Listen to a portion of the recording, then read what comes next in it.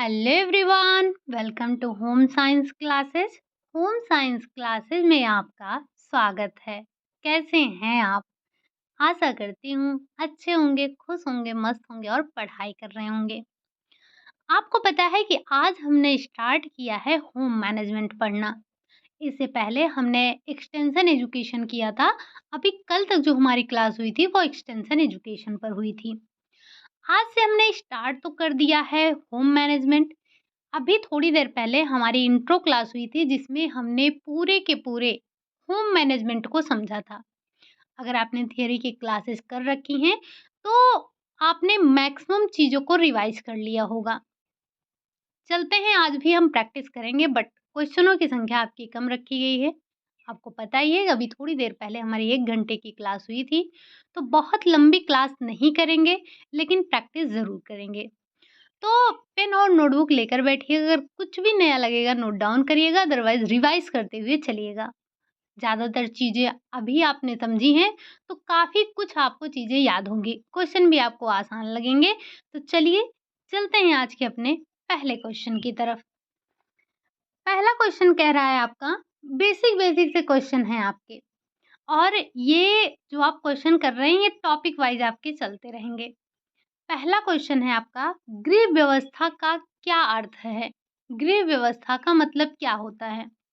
क्या योजनाबद्ध तरीके से किया गया कार्य, या सुविधाजनक तरीके से किया जाने वाला कार्य या किया गया कार्य, या फिर आपका अपनी इच्छानुसार किया गया कार्य या गलत ढंग से किया गया कार्य?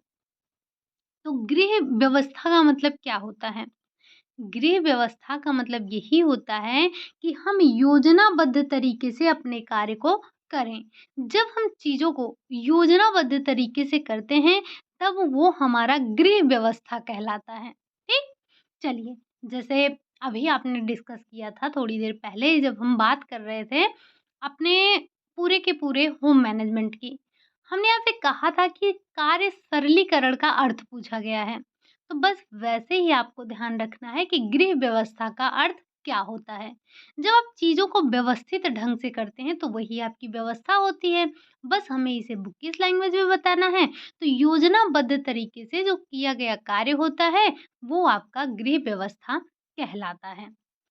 बढ़ते हैं दूसरे क्वेश्चन, क्वेश्चन नंबर सेकंड पर। कम से कम, जैसे एक पॉइंट आप ये भी ध्यान रखिएगा, जब आपने पढ़ा था एक्सटेंशन एजुकेशन, जब आपने पढ़ा था न्यूट्रिशन साइंस और जब आपने पढ़ा था टेक्सटाइल, तो इन तीनों में आपको परिभाषाएं कुछ खास नहीं मिली थी। ना ही आपको बहुत ज़्यादा इसमें परिभाषा याद करनी थी, बस इक्की दुक्की मिल रही थी। लेकिन जब हम बात करते हैं चाइल्ड डेवलपमेंट की और जब हम बात करते हैं होम मैनेजमेंट की, तो यहाँ पर आपको छोटी-छोटी परिभाषाएँ बहुत देखने को मिलती हैं। जैसे जब हम बात करते हैं चाइल्ड डेवलपमेंट में, तो बच्चों के विकास से लेकर कई आपसे परिभाषाएँ पूछी जाती हैं। वैसे ही आपके होम मैनेजमेंट में भी कई परिभाषाएँ आपसे पूछी जाती हैं। ध्यान रखिएगा, परिभाषाएँ बहुत लंबी-लंबी नहीं पूछी जाती हैं, जैसा कि आपकी बुकों में बहुत सारी परिभाषा दी गई है, तो जो लंबी हैं उसमें से नहीं पूछी जाती हैं उतनी, बड़ी जो छोटी-छोटी परिभाषाएँ हैं, उनको आपको ध्यान रखना है। तो जब हम बात करते हैं क्वेश्चन नंबर सेकंड की, सेकंड में कह रहा है, कम से कम संसाधनों का उपयोग करके हमारे अधिकतम लक्ष्य की प्राप्ति या पूर्ति करने की विधि का अध्ययन क्या कहलाता है? क्या ये मकान आयोजन कहलाता है? क्या ये आपका गृह व्यवस्था कहलाता है?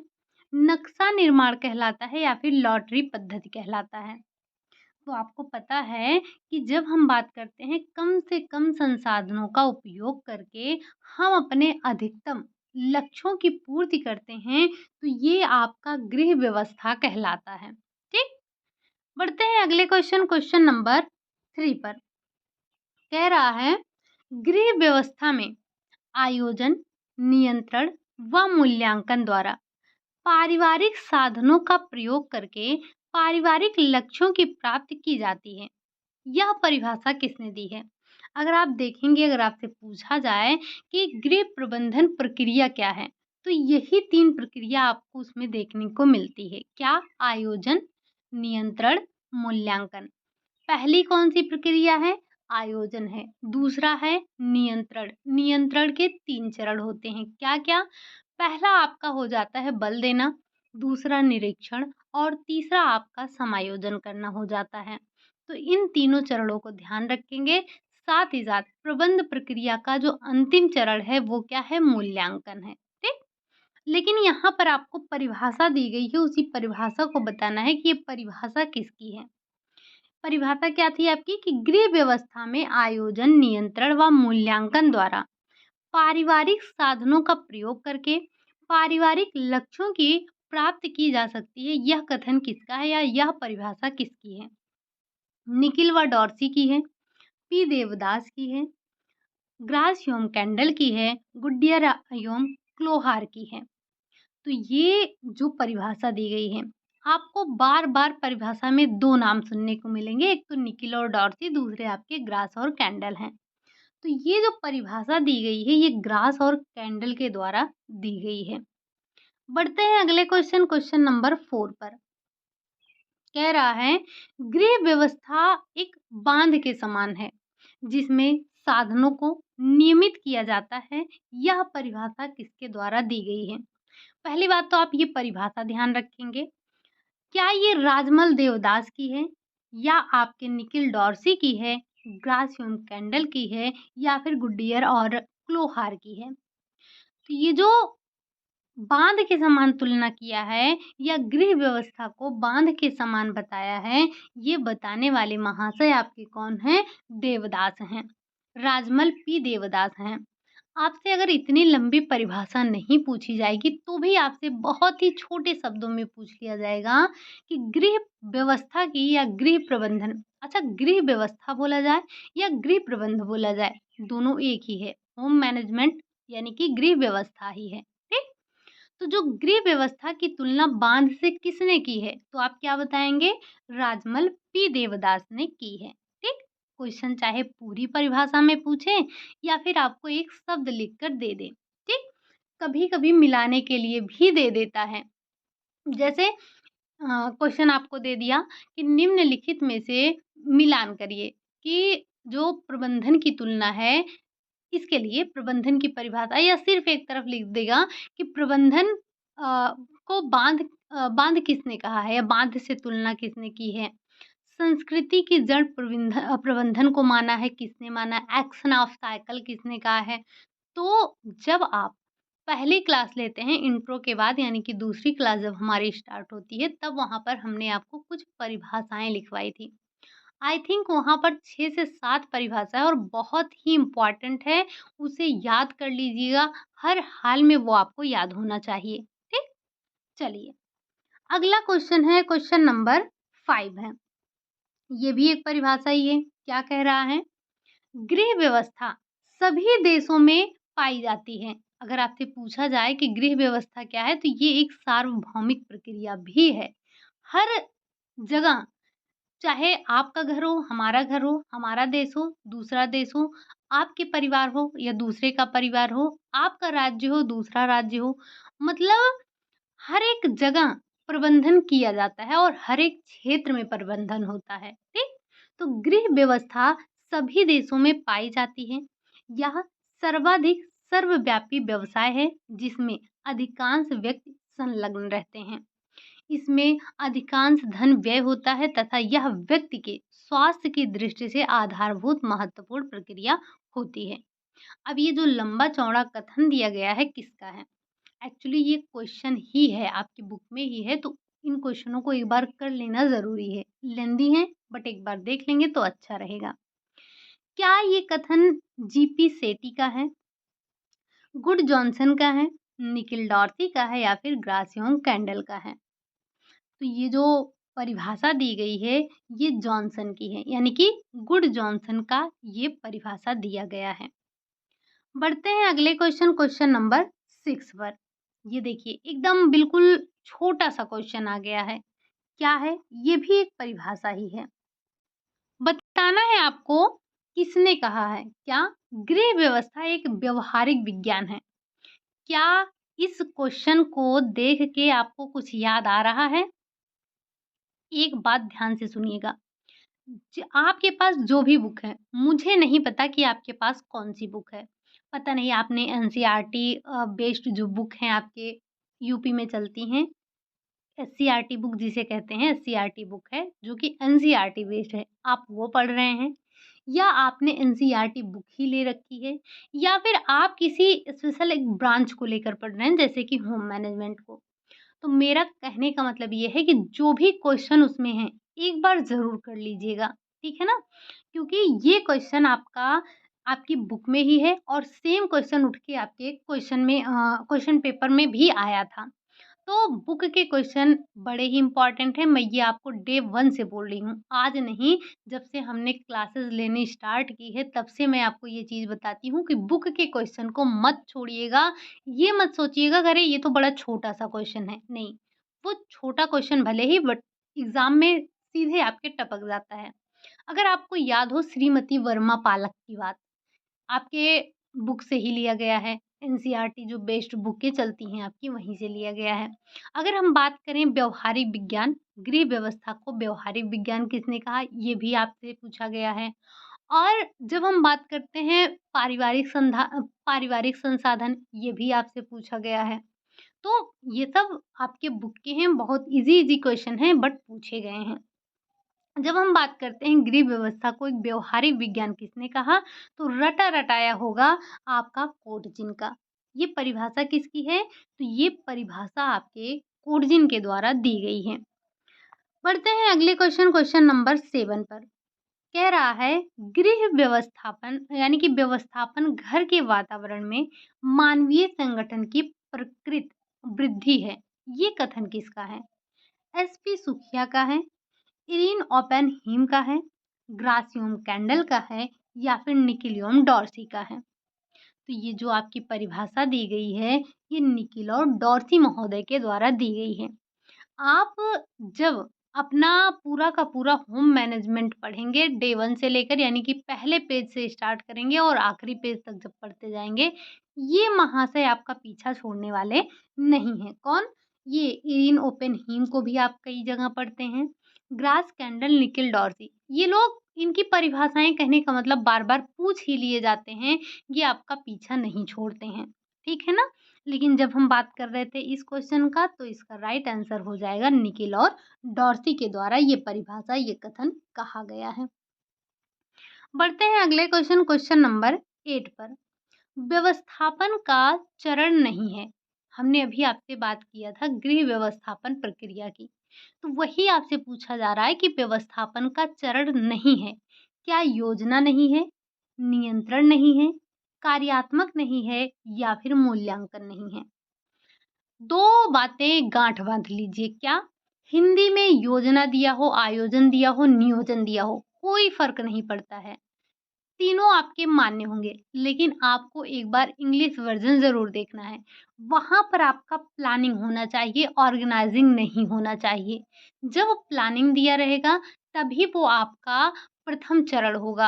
अब उसे हिंदी में कभी-कभी योजना भी लिख देते हैं, कभी-कभी उसी को नियोजन भी लिख देते हैं और कभी-कभी उसी को आयोजन भी लिख देते हैं। अदरवाइज़ आपका नियोजन जो होता है, वो प्लानिंग होता है और आयोजन जो होता है, वो आपका ऑर्गेनाइज़िंग होता है। ठीक? जो कि नियोजन के बाद की प्रक्रिया होती है ऑर्गेनाइजिंग आपकी। तो यहाँ पर आपको प्रथम चरण बताना है।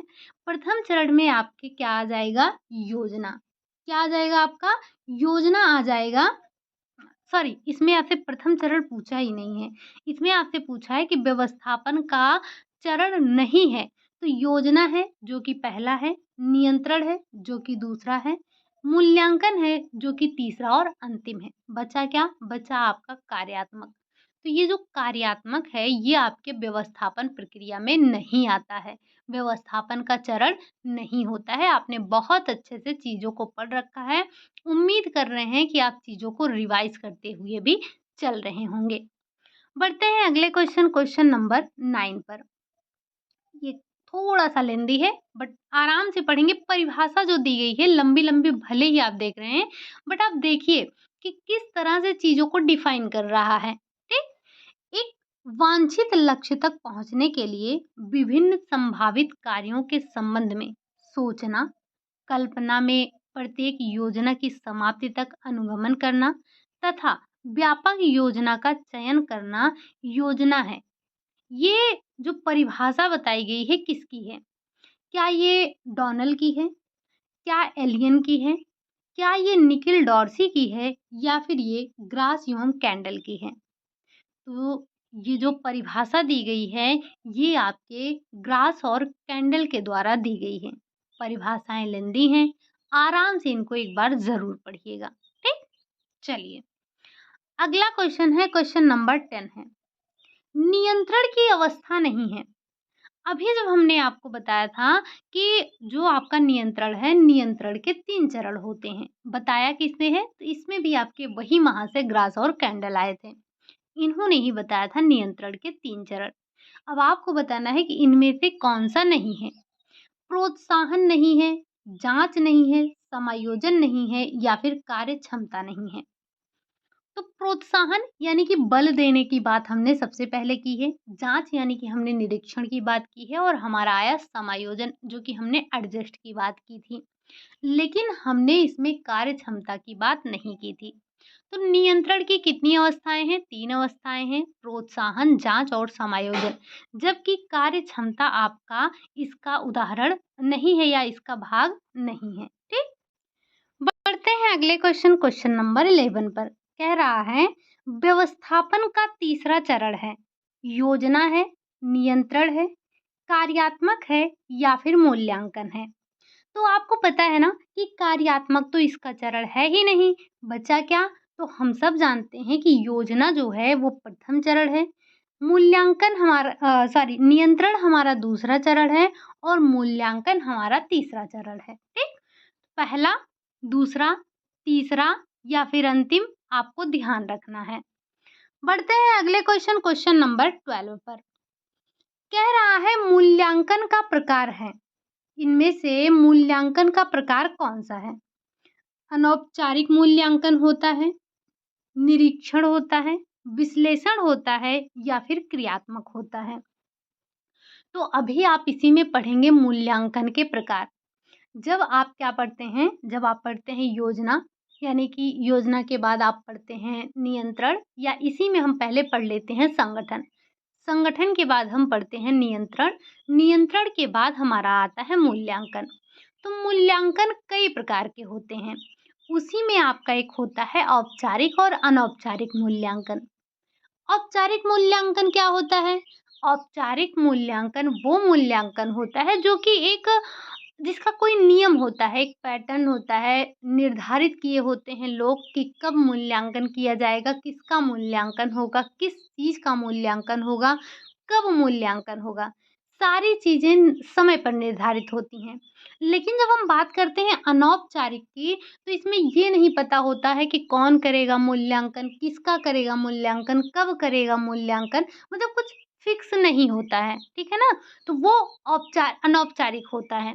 बस इतना ध्यान रखिएगा जो नियम के अनुसार चलते हैं, जिनका नियम बना होता है वो औपचारिक होते हैं और जो बिना नियम के काम करते हैं वो अनौपचारिक होते हैं, ठीक? चलिए, अगला क्वेश्चन है, क्वेश्चन नंबर 13 है। जब वस्तु का सरसरी तौर पर मूल्यांकन किया जाता है तो उसे कहते हैं, क्या कहते हैं? क्या उसे हम संपूर्ण मूल्यांकन कहते हैं? उसे हम आत्मगत मूल्यांकन कहते हैं, व्यक्तिगत मूल्यांकन कहते हैं या फिर विस्तृत मूल्यांकन कहते हैं? तो वैसे ये आपके सभी मूल्यांकन के ही प्रकार हैं। जब हम बात करते हैं सरसरी तौर पर किसी चीज़ को देखने का, तो वो आपका कौन-सा मूल्यांकन होता है? तो वो आपका संपूर्ण मूल्यांकन होता है। जैसे अभी तक जो आप पढ़ाई कर रहे थे, वो आप विस्तृत कर रहे थे। लेकिन जब हम एग्ज़ाम के 1-2 दिन पहले जो पढ़ाई करते हैं, वो हमारा सरसरी तौर पर होता है। उसमें हम क्या करते हैं, पन्ना पलटते हैं, जो-जो मोस्ट इम्पोर्टेंट पॉइंट होते हैं, जो डेट होते हैं, हम उनको पढ़ लेते हैं, उनको याद कर लेते हैं। तो वो हमारा संपूर्ण मूल्यांकन में आता है। अब ये इसका राइट आंसर तो आपका पहला वाला हो गया कि संपूर्ण मूल्यांकन जब आप वस्तु का सरसरी तौर पर मूल्यांकन करते हैं, सरसरी निगाह से देखते हैं, तो आपका वो संपूर्ण मूल्यांकन होता है। इसी में हमारा एक आता है आत्म मूल्यांकन। मतलब जब हम अपना मूल्यांकन करते हैं, जैसे हमने आज क्या किया? क्या हमने जो गोल बनाया था हमने उसको अचीव किया? या जो-जो हमें कार्य करने थे आज हमने वो कार्य कर लिए या नहीं कर लिए? तो ये हमारा क्या होता है? आत्मगत मूल्यांकन होता है, मतलब हम अपना स्वयं का मूल्यांकन करते हैं। व्यक्तिगत मूल्यांकन जब किसी एक व्यक्ति का व्यक्तिगत तौर पर मूल्यांकन होता है, और विस्तृत मूल्यांकन जब आप किसी चीज़ का गहराई से अध्ययन करते हैं तो वो आपका विस्तृत मूल्यांकन के अंतर्गत आता है। आई होप कि ये मूल्यांकन के प्रकार या जो आपको यहाँ पर मूल्यांकन के प्रकार दिए गए हैं समझ में आए होंगे। बढ़ते हैं अगले क्वेश्चन नंबर 14 पर। जब योजना का गहराई से अध्ययन किया जाता है तब वो मूल्यांकन कहलाता है। संपूर्ण मूल्यांकन, विस्तृत मूल्यांकन, आत्म मूल्यांकन या फिर व्यक्तिगत मूल्यांकन। तो क्या मुझे अभी इसको एक्सप्लेन करने की आवश्यकता है या इसका आंसर बताने की आवश्यकता है? नहीं है। क्यों? क्योंकि अभी आपने इन्हीं चारों के बारे में समझा था। जब हम किसी चीज़ का गहराई से अध्ययन करते हैं, तो वो हमारा विस्तृत मूल्यांकन के अंतर्गत आता है। ठीक? चलिए। अगला क्वेश्चन नंबर 15 है। कह रहा है व्यवस्थापन की प्रक्रिया का प्रथम चरण है, क्या है? क्या विचारों को ग्रहण करना, अवलोकन करना, योजना बनाना या फिर योजना का क्रियान्वयन करना? तो व्यवस्थापन प्रक्रिया में 3 चरण आपने पढ़े थे। तीनों चरण में सबसे पहला क्या था? आपका योजना बनाना था, आयोजन करना था, या जिसे हम नियोजन कहते हैं, और इंग्लिश में एक टर्म हम यूज़ करते हैं जिसे हम प्लानिंग कहते हैं। जब भी एग्ज़ाम देने जाइएगा, वहाँ पर एक बार इंग्लिश वर्ज़न ज़रूर देखिएगा कि इंग्लिश में क्या दिया है। आप जब भी अगर देखेंगे तो काफ़ी ऐसे शब्द हैं जिनको हिंदी में कुछ और, इंग्लिश में कुछ और कहते हैं। जैसे आप जब टेक्सटाइल पढ़ते हैं तो कभी हिंदी में साटिन सैटिन नहीं समझ पाते हैं। आप ही नहीं, हमें भी प्रॉब्लम होती है। तो कन्फ्यूज़न कहाँ से दूर होता है? उस इंग्लिश को देखकर हमारा कन्फ्यूज़न दूर होता है। हिंदी में तो हम कन्फ्यूज़ हो जाते हैं। कभी साटिन दे देगा, कभी सेटिन दे देगा, कभी शाटिन दे देगा, मतलब क्या ही दे देगा, उसकी हिंदी इंग्लिश ज़्यादा बेटर होती है, हिंदी नहीं अच्छी होती है। तो जब भी आप कोई भी जैसे तंतु हो गया, यार्न हो गया, रेशे हो गए, ये सब चीज़ें जब हमारे सामने आती हैं तो एक बार हमें इनका इंग्लिश देखना ज़रूरी हो जाता है, अदरवाइज़ ये हमें धोखा दे देंगे। और आप ये बहुत अच्छे से जानते हैं, कोई भी एग्ज़ाम हो आपका, उसमें प्रायोरिटी किसको दी जाती है? इंग्लिश को दी जाती है। कोई गलती होगी तो इंग्लिश की मान्य होगी। और एक अभी हाल-फिलहाल में कौन-सा क्वेश्चन पेपर मैंने देखा था, मुझे याद नहीं आ रहा है। उसमें आपका ऑप्शन हिंदी वाला मतलब ऊपर-नीचे हो गया था। जैसे आपके 4 ऑप्शन दिए थे। एक्चुअली मुझे वो क्वेश्चन बिल्कुल भी नहीं याद आ रहा है, बट वो क्वेश्चन में ऑप्शन कैसे था वो मुझे याद आ रहा है। जैसे अभी यहाँ पर आपका दे दिया अवलोकन का निरीक्षण करना हो गया, और ये आपका योजना बनाना हो गया। तो जब हम चेकिंग की बात करते हैं, तो अवलोकन यानी कि जैसे अगर हम क्रियान्वयन की ही बात कर लेते हैं, जैसे वहाँ पर हुआ क्या था, तो जैसे इसका अगर हम क्रियान्वयन की बात करते हैं, तो इसका ऑर्गनाइज़िंग होता है, चीज़ों को ऑर्गनाइज़ कर रहे हैं, और नियोजन का मतलब प्लानिंग होता है। तो वहाँ पर ऑप्शन में हुआ क्या था कि यहाँ पर आपका योजना दिया है, लेकिन इंग्लिश में यहाँ पर ऑर्गनाइज़िंग दे दिया था, और यहाँ पर आपका ऑर्गनाइज़िंग के जगह इंग्लिश में आपका प्लानिंग दे दिया था। अब हिंदी वाले क्या करेंगे? योजना लगाएँगे, उनके अकॉर्डिंग प्लानिंग है, योजना प्रथम चरण है, लेकिन इंग्लिश में आपका प्लानिंग 4th ऑप्शन पे दिया है। तो हमारा गलत हो जाएगा, हिंदी मीडियम वालों का गलत हो जाएगा, जो ऑप्शन 4th लगाएगा, प्लानिंग लगाएगा, उसका सही हो जाएगा। तो कहने का मतलब कितना भी ईज़ी क्यों ना हो, आपको एक बार इंग्लिश ज़रूर देख लेना है, ठीक?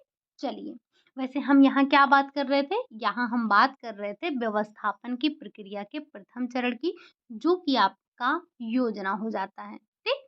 चलिए, अगला क्वेश्चन नंबर 16 है। योजना का महत्व किस लक्ष्य के कारण है? क्या अनिश्चितता को दूर करना, उद्देश्यों पर बल केंद्रित करना, मितव्ययिता एवं निरीक्षण करना या फिर उपरोक्त पर ध्यान रखना? तो जब हम बात कर लेते हैं योजना के महत्व की, तो योजना का महत्व इन सब के लिए है, इन सब पर ध्यान रखता है, अनिश्चितता को दूर करता है। जब हम योजना बनाते हैं तो हमारी जो अनिश्चितता है वो दूर होती है, हमारे उद्देश्यों पर बल केंद्रित होता है, मितव्ययिता आती है और निरीक्षण करते हैं हम, ठीक। उपरोक्त सभी आपका मतलब राइट आंसर हो जाएगा। बढ़ते हैं अगले क्वेश्चन, क्वेश्चन नंबर 17 कह रहा है, यह योजना जहाँ तक संभव है उतना आगे देखती है तथा इच्छित अंतिम परिणाम का चित्र निर्मित करती है। ये कौन सी योजना है? दीर्घकालीन योजना, अल्पकालीन योजना, दोनों इनमें से कोई नहीं। तो जो हम ऐसी योजना जो आपका बहुत आगे तक आपको देखती है और आपके इच्छित अंतिम परिणाम का भी चित्र बनाती है, तो ये आपकी दीर्घकालिक योजना होती है।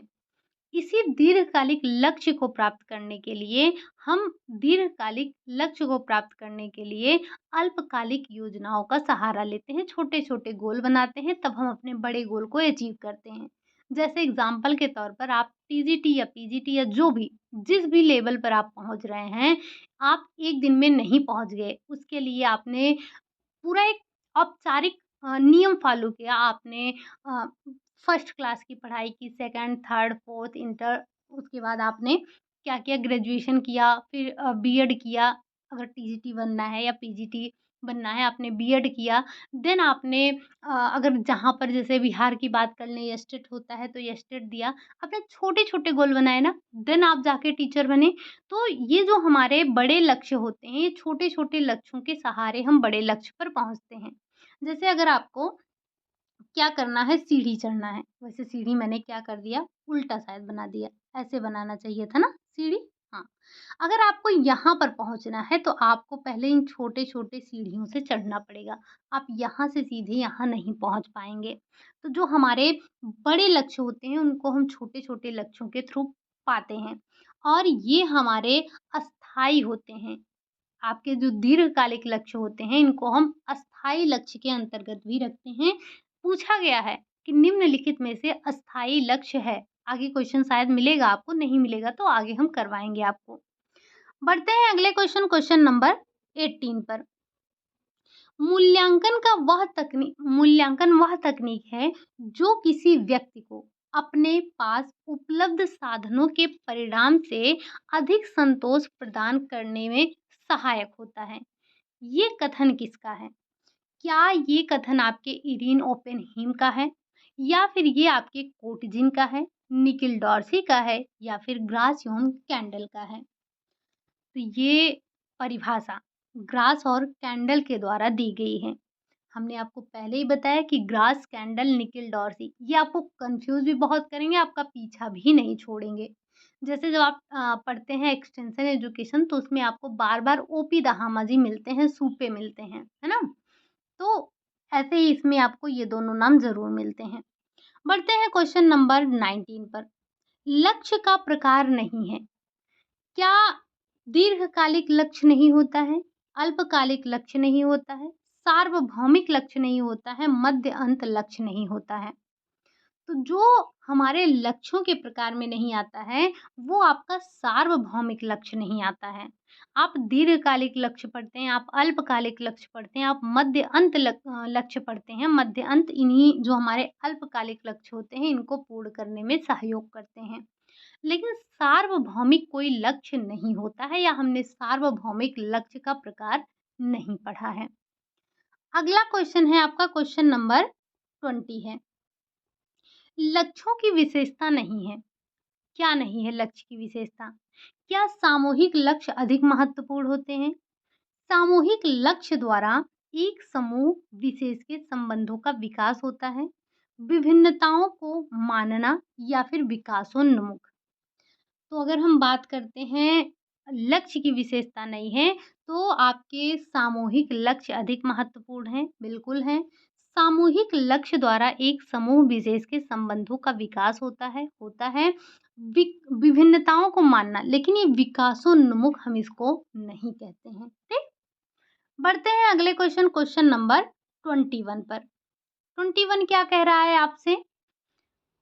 प्रश्न है आपका 21 कह रहा है, मूल्य की विशेषता नहीं है। मूल्य आपने पढ़े हैं, मूल्य, लक्ष्य, स्तर, ये 3 होते हैं आपके। मूल्य को हम कहाँ रखते हैं? मूल्य को हम केंद्र में रखते हैं। मूल्य, लक्ष्य, स्तर को हम त्रिकोण में दर्शाते हैं और ये क्या है? प्रबंधन के उत्प्रेरक तत्व हैं। ठीक? अब ये जो मूल्य है, इनकी विशेषता क्या नहीं है? क्या ये ऐच्छिक नहीं है? संतुष्टिदायक नहीं है? आपस में संबंधित नहीं है या फिर मापन संभव नहीं है?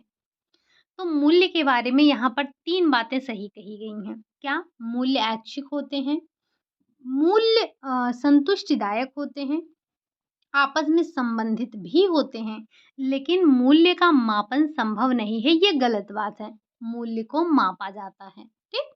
ध्यान रखेंगे। पढ़ते हैं अगले क्वेश्चन, क्वेश्चन नंबर 22 पर। पार्कर के अनुसार मानव आचरण को नियंत्रित करने वाला मूल्य नहीं है। पार्कर के अनुसार, पार्कर ने बताए थे कितने? 9 मूल्य बताए थे। अब उसी में से कोई एक नहीं है, क्या नहीं है? जो कि मानव आचरण को नियंत्रित नहीं करता है। धर्म नहीं करता है, खेल नहीं करता है, महत्वाकांक्षा नहीं करता है या फिर आपके कार्य क्षमता नहीं करती है। तो धर्म, खेल, महत्वाकांक्षा ये सभी करते हैं, लेकिन मानव आचरण को नियंत्रण में कार्य क्षमता नहीं करती है। ठीक? अगला क्वेश्चन है क्वेश्चन नंबर 23। मूल्य शब्द हैं, कैसे हैं?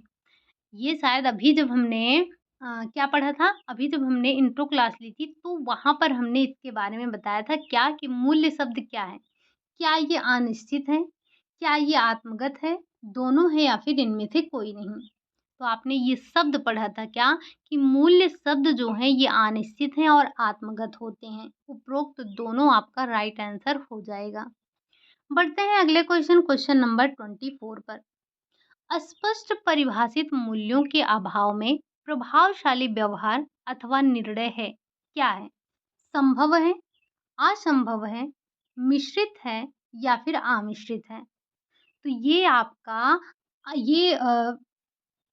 आपका असंभव होता है। क्या होता है? असंभव होता है। अस्पष्ट परिभाषित मूल्यों के अभाव में, मतलब जब अस्पष्ट परिभाषित मूल्य हो तब। यहाँ पर दिया गया है कि जब जब आपके मूल्य ही स्पष्ट नहीं हैं, तो क्या प्रभावशाली व्यवहार क्या होगा? ये असंभव होता है, यानी कि जब हमारे स्पष्ट परिभाषित मूल्यों का अभाव होता है, तो प्रभावशाली व्यवहार असंभव होता है ऐसे में। जब मूल्य स्पष्ट होंगे, तो ये फिर व्यवहार भी आपका अच्छा होगा, संभव होगा। बढ़ते हैं अगले क्वेश्चन और आज का आपका लास्ट क्वेश्चन है। हमने आपको पहले ही बताया था कि आज क्वेश्चनों की संख्या थोड़ी-सी कम रखेंगे। क्वेश्चन नंबर 25 और आज का आपका लास्ट क्वेश्चन है, कह रहा है साधनात्मक मूल्यों को कभी-कभी कहा जाता है। साधनात्मक मूल्यों को कभी-कभी क्या कहते हैं? आपने पढ़ा है ना, आदर्शात्मक मूल्य, साधनात्मक मूल्य, आंतरिक मूल्य, सारे मूल्य आपने पढ़े हैं मूल्य के प्रकार में। तो जो आपके साधनात्मक मूल्य हैं, कभी-कभी क्या हम इन्हें लक्ष्य मूल्य कहते हैं, आंतरिक मूल्य कहते हैं, तथ्यात्मक मूल्य कहते हैं या फिर आदर्शात्मक मूल्य कहते हैं। तो जो आपके साधनात्मक मूल्य हैं, कभी-कभी हम इनको लक्ष्य मूल्य भी कहते हैं। ठीक? तो ये अभी आपने 3-4 आगे के टॉपिक देखे हैं। आगे की क्लास को हम कल डिस्कस करेंगे। उम्मीद है कि आज का सेशन आपको पसंद आया होगा। जो अभी अगर आपने इंट्रो क्लास नहीं ली है तो एक बार जाकर ज़रूर लीजिएगा, बड़ी ही इम्पोर्टेंट क्लास है। हालाँकि मैंने अपनी तरफ से इम्पोर्टेंट बनाने की कोशिश पूरी की है। अब आप उससे कितना गेन कर पाते हैं, ये आप पर निर्भर करता है। आज के लिए बस यही इतना रखते हैं। क्लास आपकी थोड़ी ज़्यादा ही हो गई है आज। कोई बात नहीं, हमें एग्ज़ाम देना है, तैयारी करनी है, रिवीज़न करना है। आशा कर रहे हैं कि आपको ये सेशन पसंद आया होगा। अगर आपको अच्छा लगा है तो लाइक कर दीजिएगा, चैनल पर पहली बार आए हैं तो सब्सक्राइब भी कर लीजिएगा। बाकी क्वेश्चन आपसे कोई नहीं पूछा गया है क्योंकि अभी हमने ऐसा कुछ ज़्यादा पढ़ा ही नहीं है। जैसे-जैसे हमारी सीरीज़ का नंबर बढ़ता है वैसे-वैसे हमारे क्वेश्चनों की संख्या बढ़ती जाती है। तो मिलते हैं आपसे नेक्स्ट क्लास में, तब तक के लिए खुश रहिए, मस्त रहिए, पढ़ाई करिए, रिवीजन करिए। साथ ही साथ आप में से जो लोग भी अभी तक टेलीग्राम जॉइन नहीं किए हैं, उनसे एक ही बात कहना चाहेंगे कि जहाँ से भी हो सके आपको प्रैक्टिस करना है। और इस समय हमने टेलीग्राम पर आपके क्वेश्चनों की संख्या थोड़ी-सी बढ़ा दी है, 10 क्वेश्चन आपको वहाँ पर रिवाइज़ करवाए जा रहे हैं और मिनिमम यहाँ पर भी आपके 40 क्वेश्चन हो ही जाते हैं, 40 टू 45 होते ही हैं। तो अगर आप देखें तो एक दिन में आप लगभग-लगभग 60 क्वेश्चन तो ऐसे ही कर रहे हैं, बाकी जो बीच-बीच में क्वेश्चन आप रिवाइज़ करते हैं, वो तो आपका एक्स्ट्रा ही हो रहा है। तो अगर आप अभी तक आपने टेलीग्राम जॉइन नहीं किया है तो जॉइन कर लीजिए, वहाँ से आप जितनी भी क्विज़ हो सके लगा डालिए। क्विज़ आपके हर एक क्विज़ में आपको नया क्वेश्चन मिलेगा। पिछले 1 साल से हम प्रैक्टिस कर रहे हैं, अगर एक बार भी आप सारे क्विज़ लगा डालते हैं, तो भी आप चीज़ों को पूरा का पूरा रिवाइज़ कर लेंगे। ठीक है? लिंक आपको इसी क्लास के डिस्क्रिप्शन बॉक्स में मिल जाएगा, जाकर वहाँ से जॉइन कर लीजिए और सारी की सारी क्विज़ को सॉल्व कर डालिए। मिलते हैं आपसे नेक्स्ट क्लास में, तब तक के लिए खुश रहिए, मस्त रहिए, पढ़ाई करिए, रिवीजन करिए। Bye bye, take care.